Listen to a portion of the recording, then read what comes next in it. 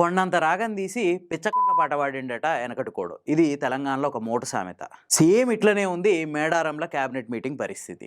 ఏమైనా అంటే ప్రజల వద్దకు పాలన అంటారు. అసలు ఈ మేడారంలో క్యాబినెట్ మీటింగ్కి ప్రజల వద్ద పాలనకి ఏమైనా సంబంధం ఉందేమో ఎంత తలకాయ వలగొట్టుకున్నా నా మట్టి బుర్రకైతే అర్థం కావట్లే.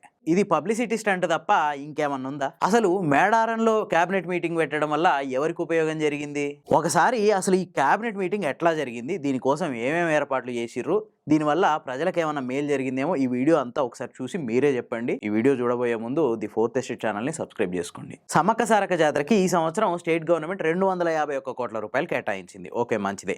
ఇందులో 101 కోట్ల రూపాయలని పూర్తిగా గద్దెల పునర్నిర్మాణం కోసం, అంటే ఆదివాసీ సంప్రదాయాన్ని పూర్తిగా శాశ్వతంగా అక్కడ నిలపడానికి ఖర్చు పెట్టడానికి నిర్ణయించింది. ఇది మంచి నిర్ణయమే. ఇక మిగిలిన 150 కోట్లతోటి పూర్తిగా జాతర ఏర్పాటు, అంటే మౌలిక సదుపాయాల కల్పన, అంటే రోడ్లు, డ్రైనేజీలు, అక్కడ జంపన వాగులు, స్నానఘాట్లు, అట్లాగే భక్తులకి సౌకర్యాలు, నీడలు, ఇట్లా రకరకాల పనులు. ఇక జాతరకి లక్షలాది మంది జనం వస్తారు కదా, అందులో వాళ్ళ మంచి చెడు అన్నీ చూడడానికి అందులో హెల్త్ క్యాంప్స్ ఉంటాయి, రకరకాలు ఉంటాయి, పోలీస్ సెక్యూరిటీ, వీటన్నిటికీ 150 కోట్ల రూపాయలు వినియోగిస్తారు.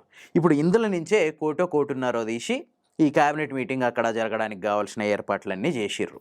దీనికోసం మంచి మంచి టెంట్లు, డేరాలు, వాటిల్లో ఏసీలు, వాళ్ళకి కావాల్సిన సకల సదుపాయాలు, హంసతూలిక తల్పాలు, ఇవన్నీ ఆ డేరాలలో ఏర్పాటు చేసిర్రు. ముఖ్యమంత్రి ఒక్కడే ఓడు కదా, ముఖ్యమంత్రి పోయేటప్పుడు ఆయన వెనకబట్టి మంత్రులు, ఆ మంత్రులు వెనకబట్టి ఆఫీసర్లతో పాటు వీళ్ళందరికీ సెక్యూరిటీ, గన్మెన్లు, మొత్తం 100 మాగదులు, ఇట్లా దగ్గర 100-200 మంది వరకు అవుతారు మొత్తం. వీళ్ళందరికీ వస్తువులు అక్కడ కల్పించాలి కదా. ఇంకా అసలే అది అటవీ ప్రాంతం, సో డబుల్ ప్రొటెక్షన్ అవసరం. అంతేకాదు కొద్దిమంది మంత్రులు, కొద్దిమంది ఆఫీసర్లు మేము నైట్ ఆడి ఉండలేమని చెప్పారు. దానికోసం వరంగల్ నుంచి రామప్ప, గోవిందరావుపేట, ఇట్లా రకరకాల ప్లేసుల్లో హోటళ్ళు బుక్ చేయాల్సి వచ్చింది. వీటన్నిటికీ జాతర నిధుల నుంచే పైసలు ఖర్చు పెట్టిర్రు. వీళ్ళందరికీ హోటళ్ళ బుకింగ్, వాళ్ళ ఫుడ్, బెడ్, వీటన్నిటికీ మొత్తం ఈ పైసల, ఈ 150 కోట్ల నుంచే తీసి పెట్టిర్రు. అంతా కలిపి 1.5 కోట్ల లేదంటే 2 కోట్ల వరకు ఖర్చు అయి ఉంటుంది అని చెప్పి ఒక టాక్ వినిపిస్తుంది. దీని మీద అఫీషియల్గా ఎవరు ఏం చెప్పలేదు. సరే, పోతే పోయినాయి, పాలన ప్రజల దగ్గరికి వచ్చింది అనుకుందామా. ఒకసారి ఈ మీటింగ్ ఎట్లా జరిగిందో చూద్దాం. జనవరి 18వ తారీఖు సాయంత్రం 5 గంటలకి సీఎం మేడారం వచ్చిండు. ఆ తర్వాత 6 గంటల వరకు క్యాబినెట్ మీటింగ్ పెట్టిండు. ఆ తర్వాత 6 నుంచి తెల్లారి 5 గంటల దాకా సీఎం ఓవర్ నైట్ స్టే మేడారంలో. దీనికోసం ఏర్పాట్లు ఎట్లుంటాయో మనం ఇందాకనే చెప్పుకున్నాం.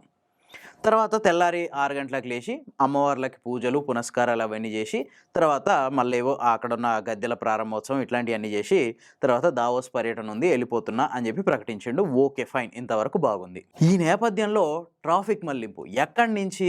పసరా నుంచి 1.5-2 గంటల్లో వెళ్ళిపోవాల్సిన జనము 4-5 గంటలు తీసుకొని చుట్టూ తిరిగి మళ్ళీ మేడారం రావాల్సి వచ్చింది. ఈ సీఎం అక్కడికి రావడం వల్ల ట్రాఫిక్ ఆంక్షల నేపథ్యంలో. ఇక పోనీ ఈయన అక్కడ హరిత హోటల్లో క్యాబినెట్ మీటింగ్ పెట్టిండు.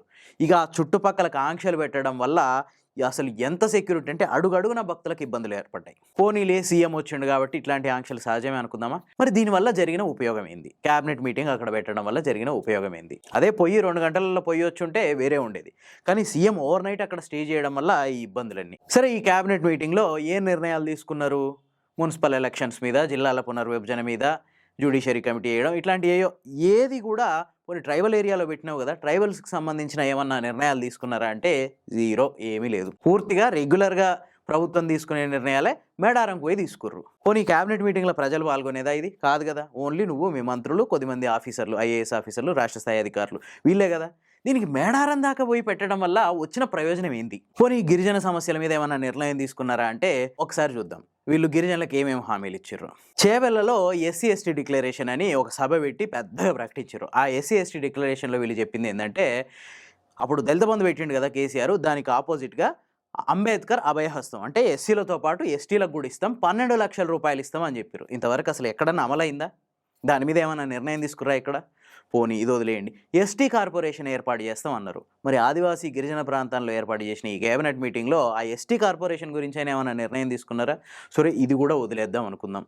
పోడు భూముల సమస్యలు పరిష్కరిస్తామని హామీ ఇచ్చిర్రు, దాని మీద ఏమైనా నిర్ణయం తీసుకున్నారా? ఇట్లా దగ్గర 20-30 హామీలు ఇచ్చారు ఎస్టీలకి. ఒక్క దాని మీద అక్కడ చర్చ జరగలేదు, దాని మీద ఎట్లాంటి నిర్ణయం తీసుకోలేదు. ఇక దేనికి మేడారంలో, ఆదివాసీ ప్రాంతంలో, గిరిజన ప్రాంతంలో క్యాబినెట్ మీటింగ్ పెట్టినామని చెప్పుకొని మళ్ళీ నువ్వు హైదరాబాద్లో ఏ నిర్ణయాలు తీసుకున్నావు అయ్యే నిర్ణయాలు అక్కడ తీసుకున్నావు. ఇక దేనికి పెట్టి అక్కడ. ఇక ఇంకా దారుణమైన విషయం ఏంటంటే, సీఎం వచ్చి ఆ గద్దెల్ని ప్రారంభించిన దాకా విలేకరులు మాకు ఆ గద్దెల్ని చూపించండి, మేము షూట్ చేసుకుంటామన్నా కూడా అనుమతి ఇవ్వలేదు. దాని మీద విలేకరులు అక్కడికక్కడే నిరసనకు దిగిర్రు. అరే ఏం చేసినట్టు? ఏంది యూజ్ ఏంది? మేడారం పోయి క్యాబినెట్ మీటింగ్ పెట్టడం వల్ల ఏ విధంగా యూజు? పోనీ ప్రజల నుంచి ఏమన్నా సమస్యల మీద వినతులు తీసుకురా అంటే అసలు జనాన్ని దగ్గరికే రానీయలేదు. ఇది ఎట్లా? ప్రజాపాలనకి అసలు ఈ క్యాబినెట్ మీటింగ్‌కి సంబంధం ఏంది? నిజంగా ప్రజల వద్దకు పాలన అంటే ప్రతి జిల్లాకో ఇన్ఛార్జి మంత్రి ఉన్నాడు గదా! ఈ ఇన్ఛార్జి మంత్రుల్ని వారానికి ఒక్కసారి ఆ జిల్లాకు పోయి ఆ జిల్లాలో ఏం జరుగుతుంది అనేది అక్కడ అధికారుల నుంచి, అక్కడ ప్రజాప్రతినిధుల నుంచి, క్షేత్రస్థాయి నుంచి నివేదికలు తెప్పించుకొని, ప్రజలకు ఒక గంట సేపు కేటాయించి, వాళ్ళ సమస్యల మీద అర్జీలు స్వీకరించి, ఇది గదా ప్రజాపాలన అంటే. అసలు హైదరాబాద్‌లో పెట్టిన ప్రజావేదికే వారం, 10 రోజుల తర్వాత మూసిపడేసిర్రు. ఇక ఊర్లలోకి పోయి, జిల్లాకో చోట పెట్టేంత తీరిక ఎక్కడుంది? లేదు. ఇక ప్రజాపాలన ఏంది? దానికి అర్థమేంది? మేడారంలో మీటింగ్ పెట్టి, అమ్మవార్లను దర్శించుకొచ్చే భక్తులకి అడుగడుగున ఆటంకాలు కల్పించి వాళ్ళని ఇబ్బంది పెట్టడం తప్పితే దీనివల్ల రూపాయి లాభం ఏమైనా ఉందా? పైనుంచి ఆ జాతర నిధుల నుంచి కోటో, కోటిన్నరో మళ్ళీ దీంట్లోకి మళ్లింపు. అట్లా ఆ జాతరకు కావాల్సిన ఏర్పాట్లలో కొంచెం కోత. ఏంది? యూజ్ ఏంది? ఈ మేడారంలో క్యాబినెట్ మీటింగ్ పెట్టడం వల్ల. అయితే ఒక ప్రచారం జరుగుతుంది. అదేందంటే సీఎం రేవంత్ రెడ్డి గారికి ఒక మొక్కు ఉందట. ఒక ఓవర్ నైట్ అక్కడ నిద్ర చేస్తా అని. చాలామంది మొక్కుంటారు కదా! ఏదైనా దేవస్థానానికెళ్ళి రాత్రి నిద్ర చేస్తా అని. అట్లనే ఆయనకు ఒక మొక్కు ఉందట. ఆ మొక్కు తీర్చుకోవడానికి మొత్తం ఈ ప్లాన్ అంతా చేసిర్రు అని చెప్పి ఒక టాక్ నడుస్తుంది. అది నిజమో కాదో నాకు తెలవదు. ఓకే. మీ మొక్కు తీర్చుకోవడం మీ హక్కు. ఖచ్చితంగా తీర్చుకోవచ్చు. అదే పేరుతో ఎళ్ళండి. అంతే తప్ప ఈ పీఆర్ స్టంట్లు, ఈ పబ్లిక్ స్టంట్లు, మేడారంలో క్యాబినెట్ మీటింగు ఇదంతెందుకు? మీరొక్కరు పోయొస్తే ఓ 10,00,000తోటో, 20,00,000తోటో అయిపోయేది గదా! మొత్తం క్యాబినెట్‌నంతా ఆడికి తీసుకపోయి, అధికారుల్ని తీసుకపోయి, వందిమాగదుల్ని తీసుకపోయి దానంతా వల్ల 1,00,00,000, 1,50,00,000కెళ్ళిపోయింది గదా ఖర్చు. ఎందుకొచ్చిందిది?